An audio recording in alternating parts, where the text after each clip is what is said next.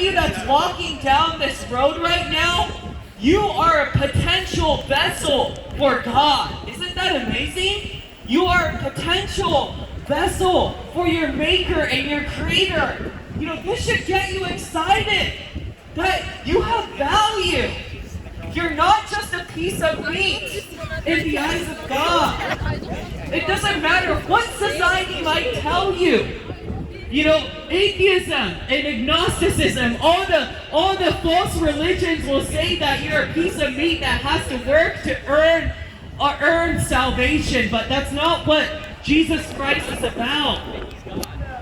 You know, Jesus Christ is about inviting you into a relationship with Him. That is what Jesus Christ is calling all of us to do.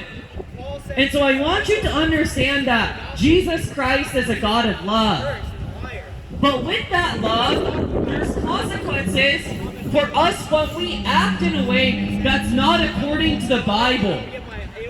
You know, when I first became a Christian, I was surprised that, you know, a lot of people are on their way to hell. It's not just the Hitlers of this world. It's not just the Joseph Stalins of this world.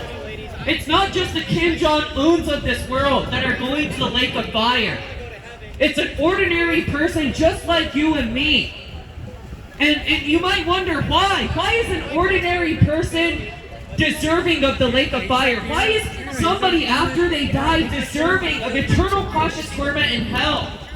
You know, many people say, well, I can't believe in God because God is so unjust if He sends just a good person or a random person like me. Well, yeah, I'm bad, but I don't deserve that eternal cautious torment in hell.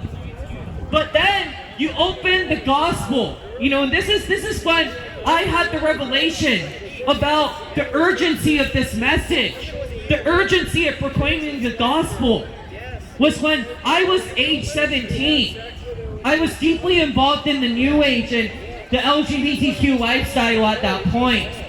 And I was addicted to videos online that I shouldn't be seeing, and it was defiling my eyes. And then I opened the Bible for the first time in my life. And the first place that the Bible opened up to was Matthew 5:28. It said that if you look at a woman with lust, you've already committed adultery within your heart. And so God was showing me, and God was showing me through that verse that having lust for somebody outside of God's covenant of marriage between a man and a woman, that was sin in the eyes of God. And that really convicted me that I was deserving of the lake of fire because I was abusing a gift that God had given me. And so that led me to cry out to God.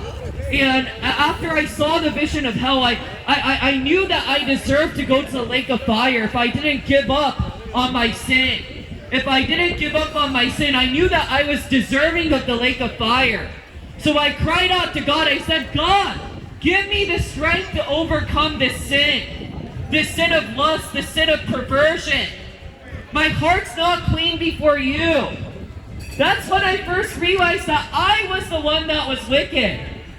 And for many of you today, it's hard to admit that you're the one at fault.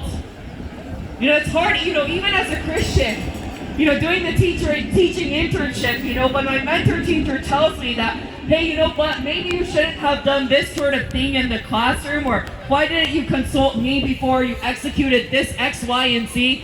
You know, I get offended, you know, like how dare you tell me that I'm wrong? But we live in that sort of culture where everything is so self-centered, right? It's like, I'm the top of the world, I have everything right. How dare you tell me that I'm wrong? How dare you tell me that that the way that I'm doing things, or the way that I put in the effort to do a certain thing is not right? How dare you tell me to do that?